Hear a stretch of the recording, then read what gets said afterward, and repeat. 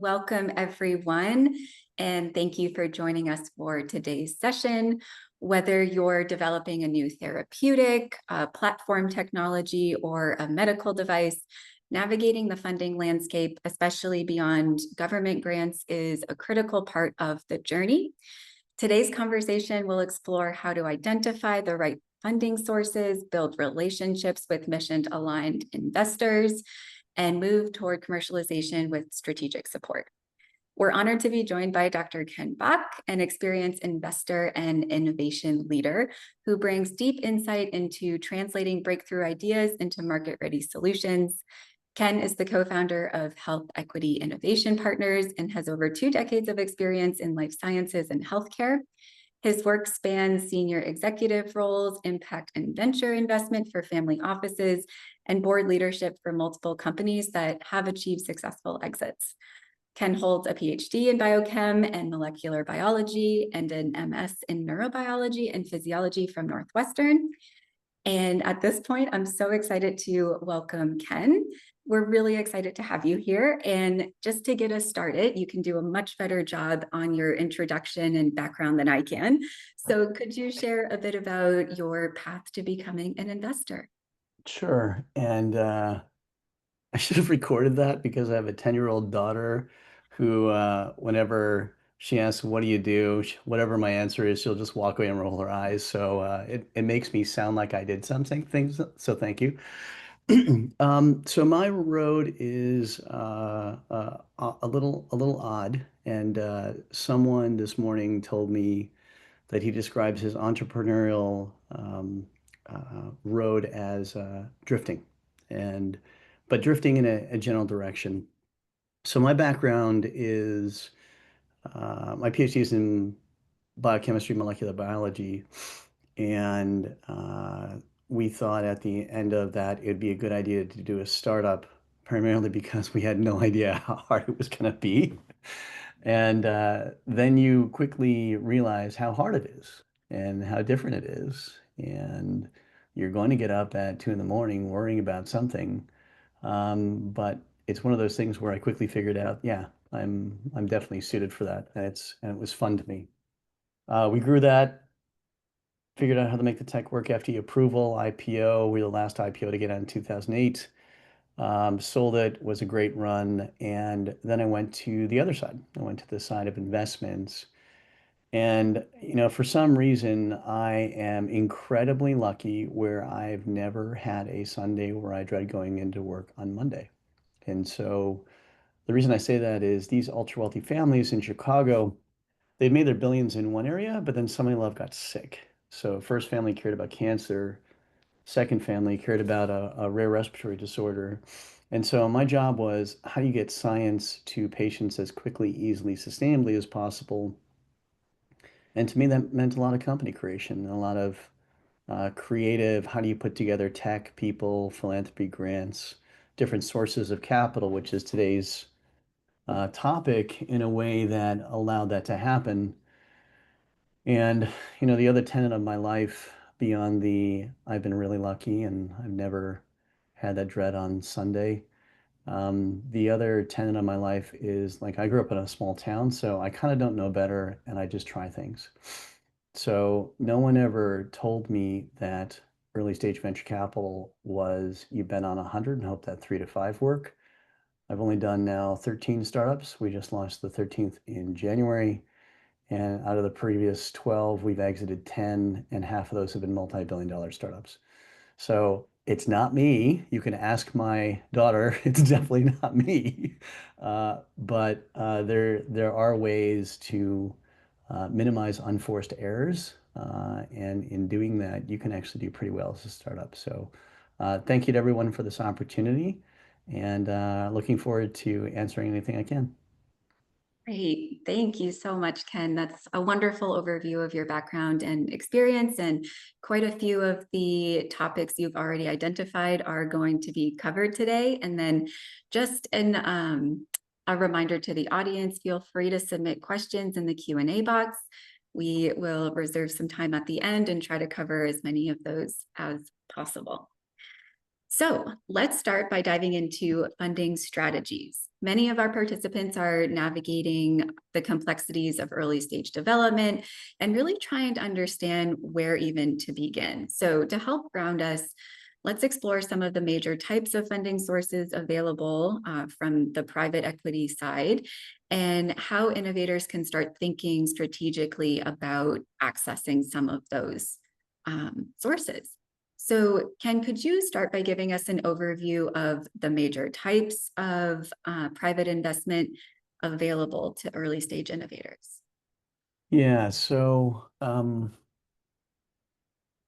let's bifurcate the categories into, let's say, government funding over here, and then let's call it more dilutive funding sources, which is kind of what you're talking about.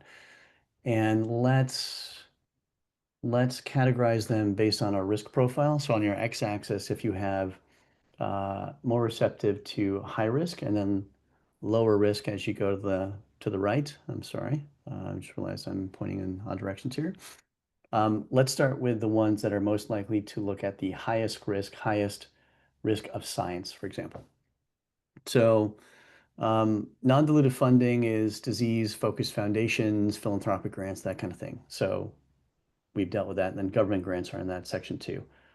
On the right, when you talk about more private investment vehicles, you're talking about angels, angel investors, high net worth individuals who usually can provide check sizes of, I don't know, a few $1,000s to maybe a few $100,000. Oftentimes in certain ecosystems, you can find some that provide millions, but those are usually relegated to what you would expect: San Francisco, Boston, some in Chicago. Miami is kind of a new hotspot. So angels definitely. I would say venture philanthropies. Venture philanthropies are, I would summarize it as rich people that have a mission, and they. I just realized this is being recorded, so maybe I should sound more complex, but it really is just rich people with a mission. They have a deep concern about a specific area, and you know, they will accept lower economic returns for pushing forward a mission. And then you get more into, as you go more to the right, family offices, and then ultimately venture capital. There are many flavors of venture capital. There are many different stages of venture capital. And then you can go to what I would consider to be private equity. And they all have different aspects of what they look for. So for example, on the far right, when I said private equity, institutional venture capital, you have to be baked, meaning especially in this funding environment, the science unfortunately has to be a little further along. Uh, um, and you know, we'll get to this, I'm sure, later today, but the funding environment in general is unfortunately different than last year, and not in the ideal direction from the perspective of a startup. So just to circle back to your question, you know, there are many different types, ranging from angel to venture philanthropy to family offices to venture capital to PE, and they all have different pros and cons and different profiles of what they're looking for. So um, definitely do your homework, and you know, find people that can help guide you through that. It is not something that you can just go online and read about and do. I would not recommend that. I say that because I tried that at the very beginning of my career, and it was not efficient. Find a guide. So, Great, great. I think my next question is based on finding a guide.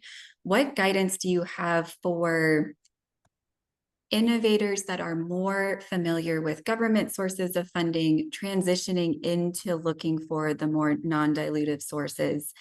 And I think what advice do you have when looking for a guide and how to even start that process? yeah. So, if I can take a step back and actually, I love that you're talking about different sources of capital, right? Because I think today's audience right now, we're all familiar with government grants. I would suggest that as a startup, you should think of your capital raise kind of like how you view your investments, right? You go to your investment advisor, they say, go look at investments as a portfolio of different types of investments. Look at your fundraising the same way. So government grants, think of it as lower risk. Think of it as look at venture capital as higher risk, and you need them all, right? You can start with one, but you need them all. So now that that foundation is set, how do you, if you already have government grants, how do you then use that to lever into getting some private investment?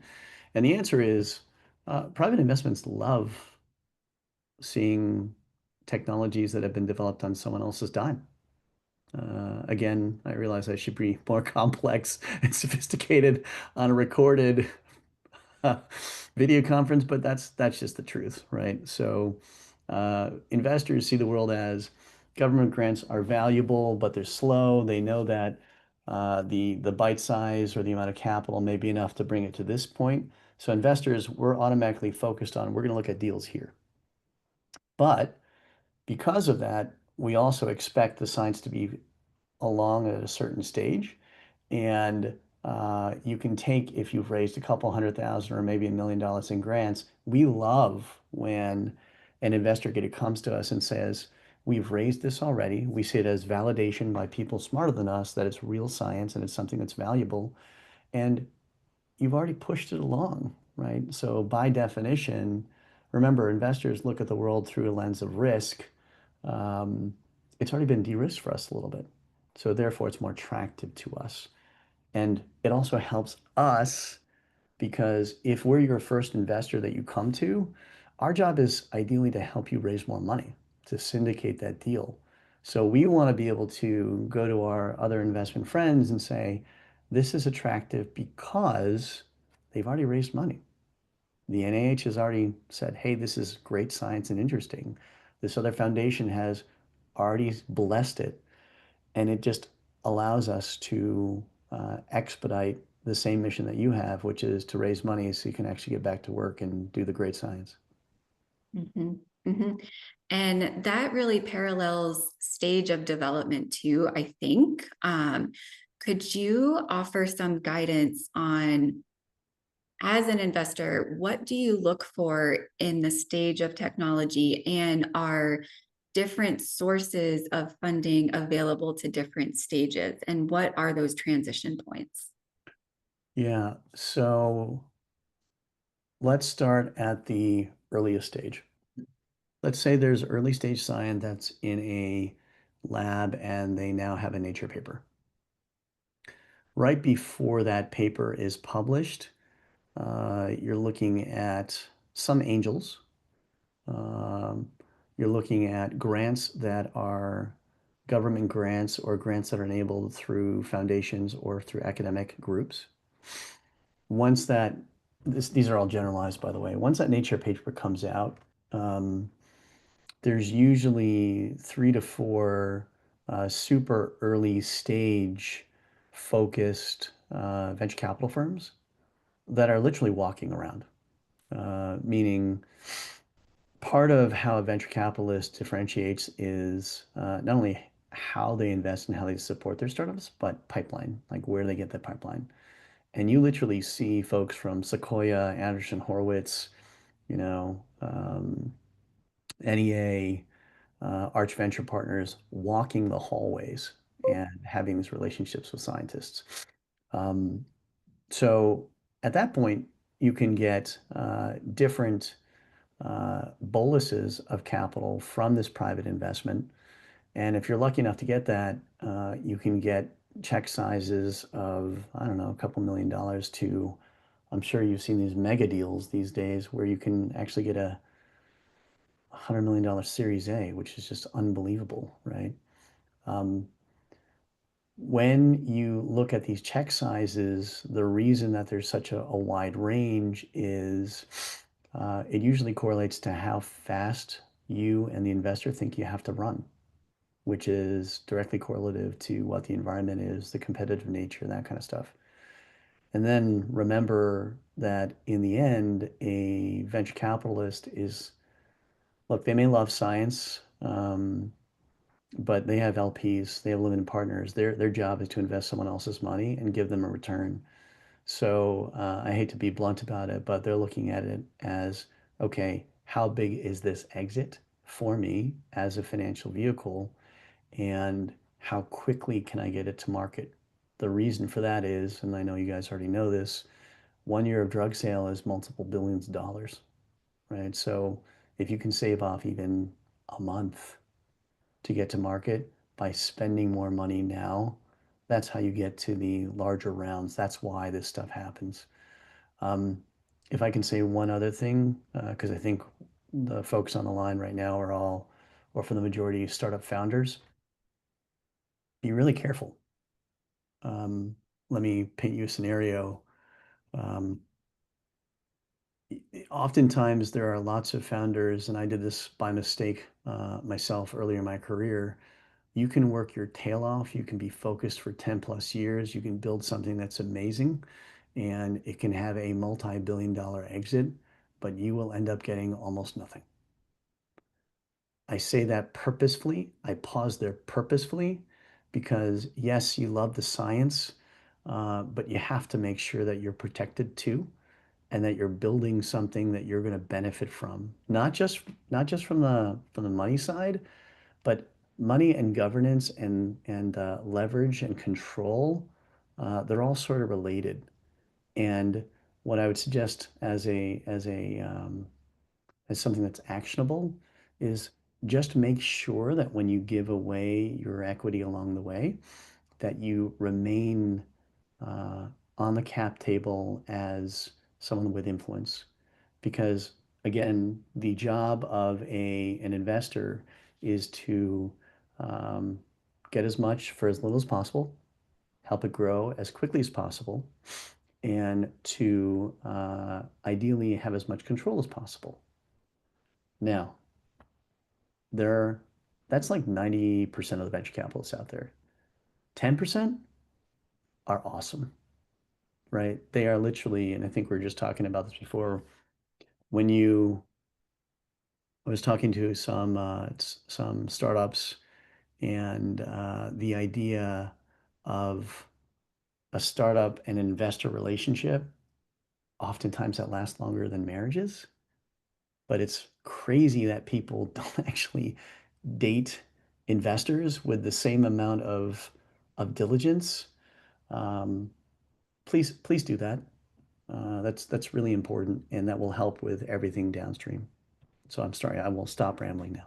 No, no, that's a really, really important point and a perfect segue into my next question. And that's really dealing with the human side of investment. So building those relationships and understanding what investors are really looking for and approaching aligned investors with your mission and your intention. So, could you share your perspective on how to find and approach those mission aligned investors, whether they be high net worth individuals or family offices or angels or VCs? Yeah, so I will give you some general advice that you're probably going to hear, and then I'm going to say what I know works. Because unfortunately, they're a little different.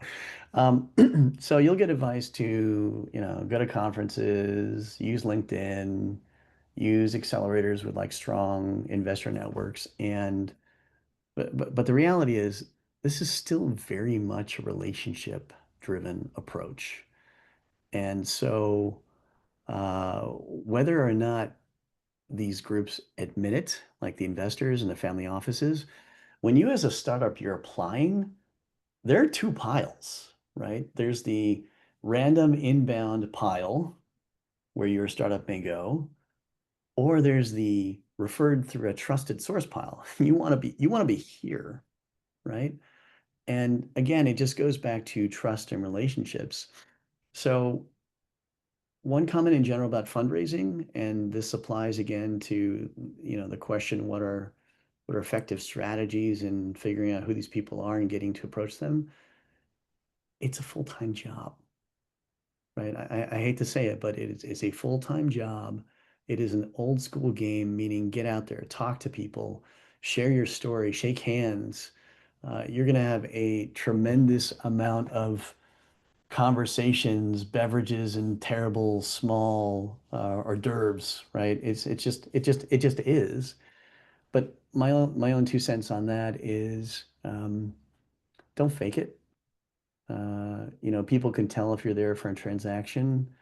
There are enough investors, there are enough family office members out there that there's someone out there that's gonna find your science interesting and that you enjoy talking with, and really just focus on being genuine, creating genuine, sincere relationships.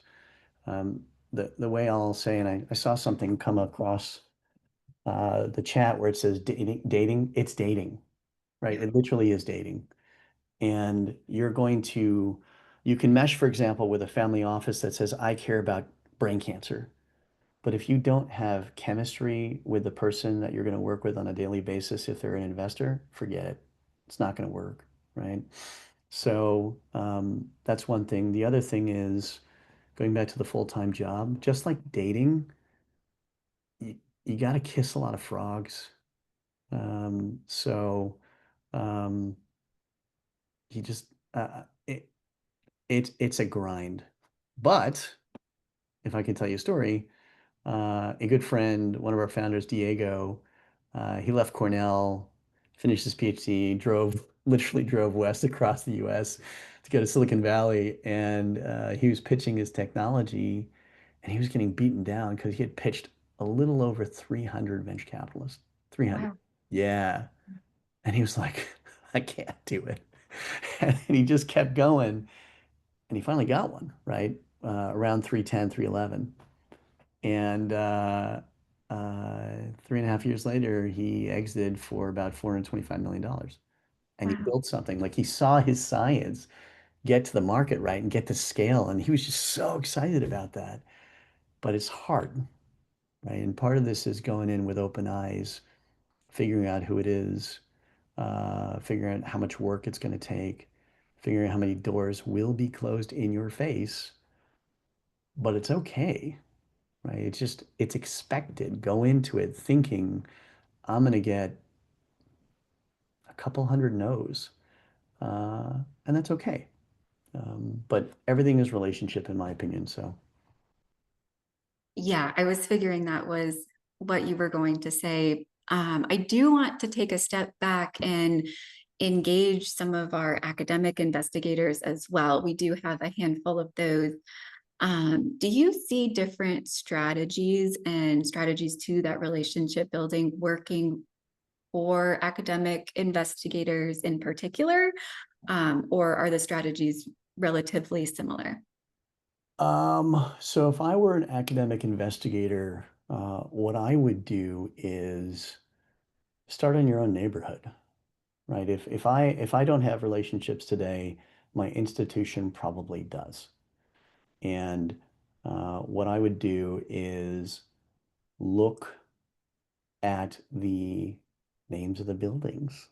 I hate to be that, direct about it, but look whose names are on these buildings, and then look at the donors. And my guess is a lot of them hang out. Uh, and then I like going where other people are not, just because it's low competition. And in general, I'm pretty lazy, so I'm trying to look for the lowest effort way of getting from A to B. Um, like go and talk to the development office, which I know is totally out of protocol, but sometimes that actually works. Or, talk to your department head because undoubtedly they'll have a relationship with someone, or they've seen a donor walk through that department because they've been asked to by the CEO of the med school or the AMC or the university. But sometimes, honestly, it's just opportunistic. I mean, I can tell you, I don't know if there's anybody who's ever been to the Northwestern campus in Evanston, but there's this really cute breakfast place called Clark's. And and this goes back to the always be genuine thing. I sat next to this really nice old couple. This was when I was in grad school. And I was finishing, this tells you a lot about me because I remember food. I was finishing, they have the best grilled cheese and tomato soup. So, so I was having that, and the couple next to me was talking about NMR, right? And this nice old lady who reminded me of my grandmother was asking her husband some questions. And I just chimed up because it was the thing I was studying at the time. And they were very nice. I finished my meal. I then felt the desire to go back to my apartment and bring back some papers because I thought it'd be helpful to them. I had no idea who these people are. Turns out their name is on one of the buildings, right? So I guess my point is just, be genuine, um, help people. Don't get me wrong, that's like a 1 in 100 or 1,000 type of event, but people people tend to recognize genuine interest, and a lot of these folks, especially the hyper wealthy folks, they recognize that too because that's how they began, right? I mean, very rarely do I see people who have made a half a billion or more do it because they want a dollar. That's not enough to get you there. It's too hard. Yeah, I think that's a really important perspective, especially being genuine and letting connections happen where they're meant to. I see a question from an audience member. If you already have a startup, do you think it is more effective to have your CEO talking to VCs versus you as the scientist? And I think that's kind of getting at um, the genuine nature of these connections and relationship building. Do you agree? So I'm going to give you the very unsatisfactory answer of it depends. I mean, look, you definitely need a technical founder and a business founder because they're just different skill sets, right? So, um, and by founder, I mean, it doesn't have to actually be in the physical company, but you need those skill sets around the table. When you approach let's say a venture capitalist, first of all, the scientific founder has to be there in every meeting, right? Because the business founder is not going to be able to explain that. I just, I just don't see that happening. Sometimes you do get a CEO that truly is highly technical. Awesome, great. But um, I would suggest you ideally have both. Um, but it depends. And let me qualify that. So I know I'm just sort of rambling, but let me pull it all together. So if you want to connect with venture capitalists, you have to have your story in place, right? You have to basically say, this is the science, this is what the path is, this is how we de-risk it, this is how much money we need at each point, and this is how much money you're going to make. Fine, awesome. But if we look at high net worth individuals and family offices, it's a little different. And the criteria that they're looking for is number one, relationship first. Like, do I trust this person, right? So whoever it is, your scientific founder or your business partner, whoever it is that either owns that relationship or you feel can put a better foot forward. And by the way, that's a very uncomfortable conversation to have with your business founder or your scientific founder. You have to be honest about like who's better at that. They should go first, number one. Number two, then they've got whoever is there has to be able to communicate that story that resonates best with that high net worth individual or these mission aligned investors, where you have to say, you've got to match with their expectation of a longer timeline. Um, how are you unique? Why are you different than the other five scientists or clinicians that they've seen that day? And then most importantly, um, you have to be clear, right? I mean, there are so many founders, both on the business side and the scientific side, where they know their stuff and they tell the story, but they'll leave my office and I have no idea what their story is, right? Simplicity is really, really hard. And what I would suggest, because I suspect at some point that one of the questions is like, how do I prepare? What does my Mhm. deck need to look like? What are the aspects? Right. It's got to be super simple. Um, Definitely don't get caught up in all the technical jargon. You have to have some, but they need to walk away being able to go there to their next cocktail party and describe what this is to their friends who are not going to be in science, right? It's got to be that conceptually simple. And again, it just goes back to the simple pieces of what is the tech? What are the milestones that I need to show scientifically that also are financeable, being defined as de-risking from an investment standpoint? How many do I need to hit? What is the total amount of money? And what is the return, both in terms of mission as well as IRR? Got it. Got it. And how do, well, let me take a step back. Mhm. I think it's interesting for people that are developing these relationships and trying to get a foot in the door, so to speak. There's many opportunities where researchers or innovators might already have a relationship with some of these investors or individuals, but how might they leverage or stand out using specific assets of their technology to convert that engagement to real investment? So I always go back to at the end of the day, almost every job requires again, I'm sorry, I should be more sophisticated, but I'm not, a BS detector, right? Mhm. Yep. And like when you pitch, or if I'm pitching someone, you know if I actually believe what I'm saying, right? You know if I actually believe and I'm really excited. And I think this is the best discovery ever.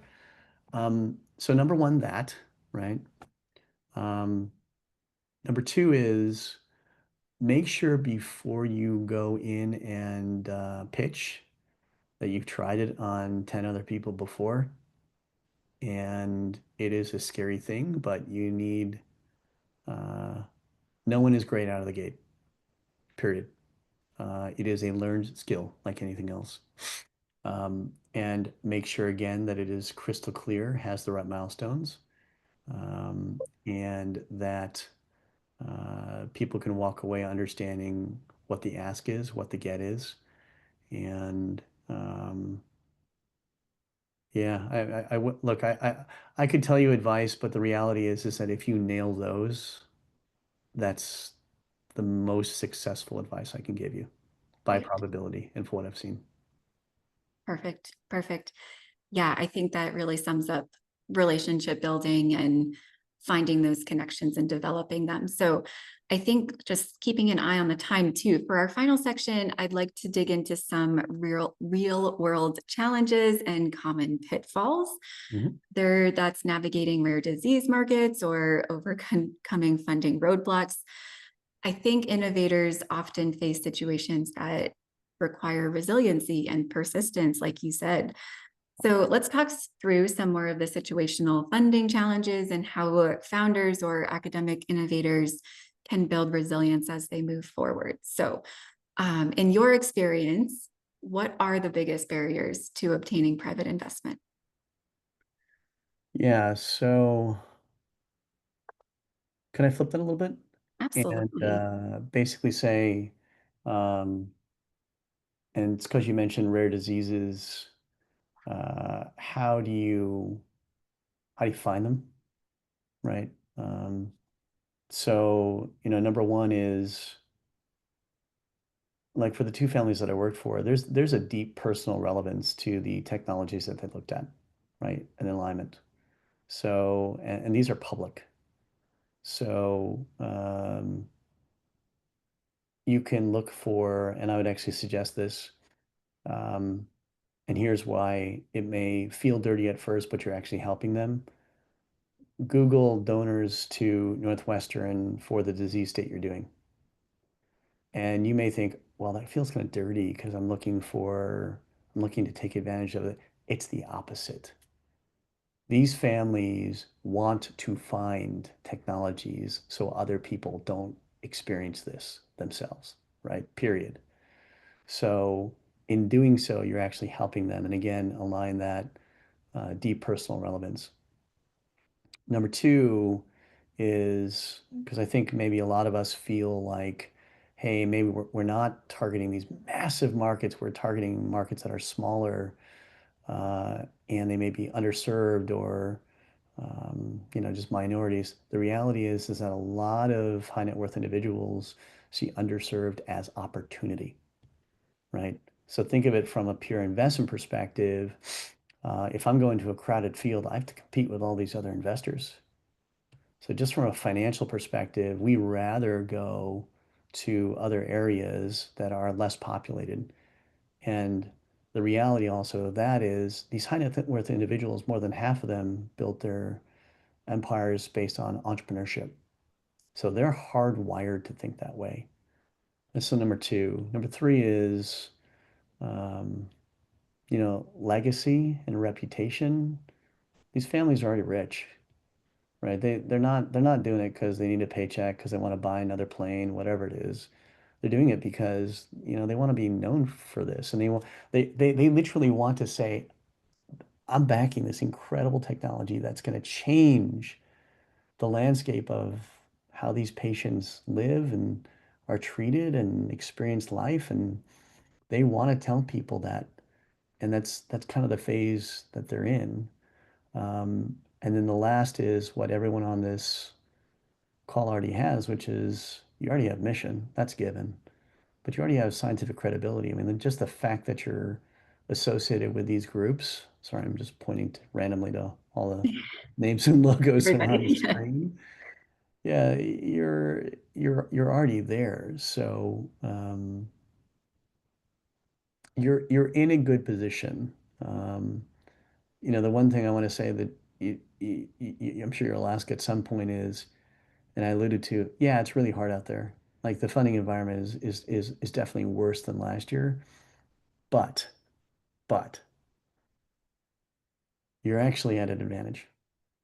And what I mean by that is when capital is hard to find, that means capital is more stringent. It means that all the startups that used to be funded because you had someone that could sell that was full of bluster, they get washed out. So scientific rigor, which is everybody here, scientific rigor matters, right? So just focus on that. Yeah, you've got to tell a good story, etc. But in some ways, you actually are in a lower competitive environment for that capital because there's such a higher bar now um, for startups. Like, again, I mean, Theranos could not exist now, right? That is probably one of the best examples because people will actually get KOLs to take a real look, to look at the real science, right? So even though it's challenging, um, in some ways is actually better. And I'm actually a big fan of these washout times. Yeah, let's get into that a little bit more. So, obviously, the funding environment is very different, even from a year ago. What Mhm. have you noticed with that transition? And can you just talk about how it's different? Yeah, so let's think. You mean beyond the fact that it's harder? Correct. Okay. So let me explain first of all why it actually is harder and then what you can do about it. So it's harder than last year. It's more difficult than last year because in general, investors, we deploy capital when we have sufficient confidence in the science. Great. And we have to have sufficient confidence in how it will grow. Great. But it's grow within the context of the macro. And when the world is trying to think of the right way of saying it, when when when external forces make the world more dynamic, let's just say Uh-huh. it that way, Yeah. we as investors, we can't really paint that picture as with as much confidence. And therefore we hold on to capital and we are much more risk averse. What that means, though, is that we have to deploy still because the way a fund works is we only get to take our management fee if we're actually deploying capital. So we can hold the capital for a while, but at some point, we don't get paid unless we actually make investments. So because of that, the money's there, the money will come. That's number one. So number two is you just have to figure out a way to depict yourself as a lower risk bet. Well, here's what that actually means. Number one is if you put 10 deals in front of me, the one that I actually understand that is explained to me in a very clear way, that is told in a way that is not only credible, but ideally has some third-party confirmation, meaning some other department head of blah, blah, blah says this is the greatest thing since sliced bread. That all matters, right? It's not it's not just the science. Um, it's the story and the packaging. Unfortunately, you have to kind of do all of that as well. But it starts with the quality of science, right? So um, the landscape has changed, yes, but it has also narrowed the aspects of what we look for in a startup to say yes to, right? Again, a couple of years ago, you could have the most eloquent, bombastic CEO that gets out there, and you know the talk, you know what I'm talking about, right? The people that sell well, and you didn't have to have substance. Not anymore. You have to have substance first, and then someone that can explain it, and more importantly, for the family offices and high net worth individuals that can explain and communicate the sincerity of passion and mission for that. Yeah. Something that you said just a second ago about you kind of have to do it all. You have to have scientific rigor. You have to have your mission and purpose and passion behind it and drive. Um, and you also have to be able to package your story and convey that in a very clear and articulate way. That sounds like a lot to do. Are there ways or are there um, opportunities to improve one or several of those aspects? Or are you just born an entrepreneur, good at all of those things? So honestly, this is a great time for exactly that. If this was last year and you asked me that question, the arsenal, the tools you have to be efficient are fewer. So the answer is you used to have to be born, or you used to have that training. But honestly, like as you can tell, I kind of ramble, right? So, so what what I like to do before these meetings, because everyone has to pitch something to someone, is I literally just take that stuff, shove it into ChatGPT, basically prompt it appropriately, and say whatever I just said, cut it down by 25%. Make it such that it sounds like, I'm talking to my eighth grader, that kind of thing. It sounds silly, but it helps a lot. So that is literally something you can do today. Getting back to your initial comment, it is a lot. And, when you're starting a company, one of the things that I would suggest before you do that is to, uh, think really seriously about what it is and what you want to do and what part of that road you want to be on. You don't have to be a founder doesn't mean you actually have to be with the company and to continue to build it. It could mean that you take that early science to a certain piece and then you hand it over and they take it from there, right? because it's different. It's really different. I mean, I wasn't kidding about the wake up at 2 in the morning thing, worrying about where you're getting capital from, because I don't know how many are on the line that have been involved in or responsible for companies with 50, 60, 100, 150 people, et cetera. But it's similar to if you're running a lab and you have, NIH funding. What happens if that goes away, right? You have to tell, it's not just about the science, it's the people, right? And unless you're a sociopath, like telling people that they don't have a job, it's not a great thing. And they put their faith in you, right? So just be honest about what you think that road is, what you want it to be. Talk to people that have done it before, who will be honest with you. Any entrepreneurs that tells you that it's awesome all the time, move to the next one because it's just not true. Uh, One point just to drive that point home. It is a lot.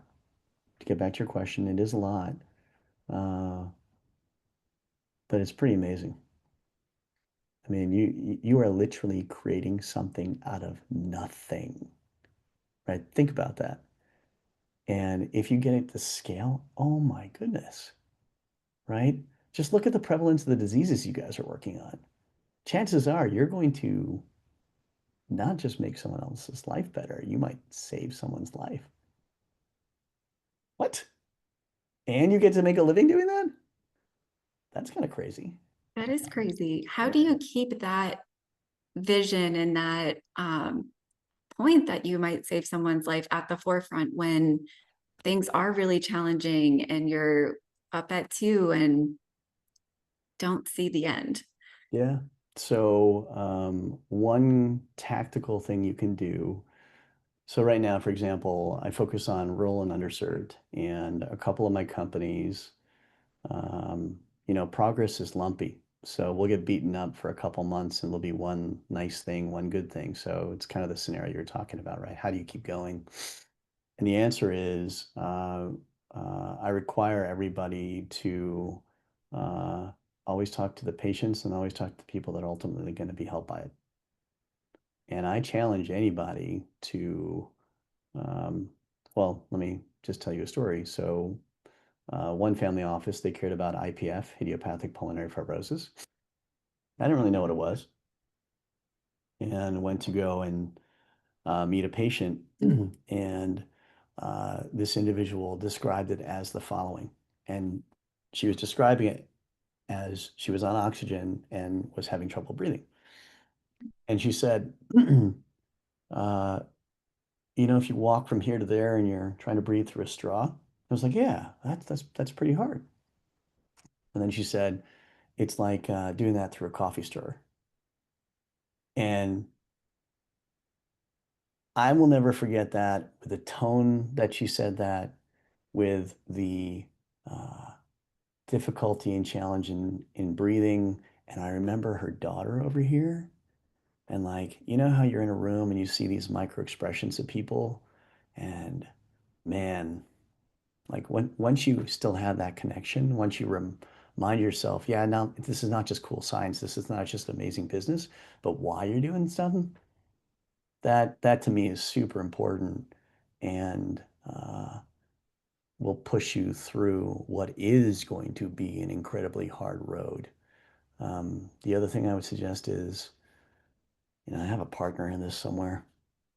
I don't care if it's like your physical partner at home or partners at work or whatever it is. You cannot do this alone. You need someone. You need someone to talk to. You need someone to share stories with. You know, Honestly, I would say make a friend with someone that's on this thing now, right? Support each other. It sounds so wishy-washy and so woo-woo, but I'm telling you, it's so important. I'm seeing a lot in the chat, folks going back and forth and inviting collaboration on LinkedIn. So that's perfect and a real way to um, get support in an area where a lot of people don't understand. So I think that's great. Keep it up, everyone. Okay. Wow. Thank you so much, Ken. This has been a really incredible conversation and so easy to understand. So thank you so much.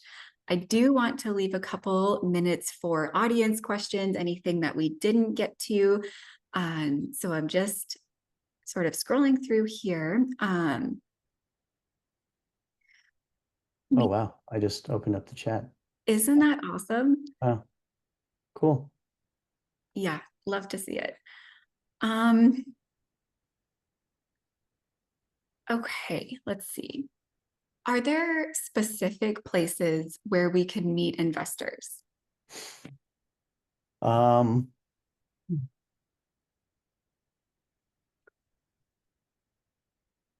if I can tweak that question. Absolutely. So I would tweak it to say where you can meet investors and meaningful things can come out of it. Have any of you guys been to the JP Morgan healthcare meeting? It's in January. Yes, we Yeah, so it's basically the Olympics of healthcare, and if you drop a bomb on it, healthcare kind of goes away, life sciences. Um, I refer to it as the big old super spreader event because that's basically what it have. is. Um, I actually am not a proponent of that to meet investors there because it is so big and you're just a number, and unless you have a super warm intro by a friend, you're gonna get lost in the shuffle. So where to meet investors that are quality, that match with what you are looking for. It will require uh, some work. So for example, here's what I would do if I cared about, I don't know, let's choose pulmonary fibrosis just because we were talking about it. Number one, do some diligence on which investors are in the respiratory space overall. And the reason I say respiratory space versus IPF is if they're already in IPF, they're not going to do another investment in that space because it's competitive. And what VCs love to do, remember, their job is to get a high ROI on their money. So they will take your meeting because you're feeding them competitive information, right? So think about that. So look for respiratory, number one. Number two, you have to filter that 100 down to, I don't know, like 50 who actually are interested in you that have dry powder to invest in you. So the easy way to do that is pick a fund that's in year two of their 10-year fund or year three. The reason is that after year three of this 10-year fund, they're going to use the rest of the money to invest in investments they already have. So everything's about ROI on your time, right? So you can take them off the list. And then from that, just triangulate where a lot of these people speak. So a lot of the managing partners who are the decision makers, they will speak at specific conferences. And I'm not saying go to the conference to network. I'm saying go to the conference and then go up to them after their chat. Because I don't know why, but people usually don't like to do that. You're going to be a one of 10 versus one of 1,000 in the general masses when you have like when there's a meet and greet or a cocktail. Don't do that. You're not going to win that. Go up to them after. I swear they'll remember you because at the end of the day, one of the character aspects that we're looking for as investors are go-getters, right? The fact that you're actually coming up and talk to us, we actually view that as a really good thing because you're going to need to do that anyway. So that's what I would suggest as something that's tactical. It does take some work though, some prep. But I'm giving you advice that I used to do myself and I know it works. Great, great. Thank you, Ken. And that's all we can ask of you, your experience and your advice. So thank you for sharing it. One participant along that line says, thanks for sharing your experience with us. You mentioned unforced errors at the beginning of the conversation. What kind of unforced errors should we be aware of? Yeah, I mean, the one I see a lot is scientific development checkpoints are different than financeable milestones. So, for example, if we think about the experience that we need to better elucidate a mechanism of action, and let's say there are 5 such experiments, investors will only give you credit for like 2 of them. Mm. So just make sure you understand where that overlap is, because there's so many startups that I've seen where they're saying, well, if I get to this point, I'm going to use that milestone to raise money, and investors just don't care, right? So that is probably one of the biggest unforced errors that I've seen. The other is your pitch has to be really clear. And I don't have this problem because I'm not good enough of a scientist, but a lot of scientists go in and they're hugely technical and they're telling the entire story, which is great. It's great that you know that, but you're telling it to someone who is never going to be able to understand all that nuance. And you have to be able to boil it down to something that is not really a sound bite, but a sound bite, right?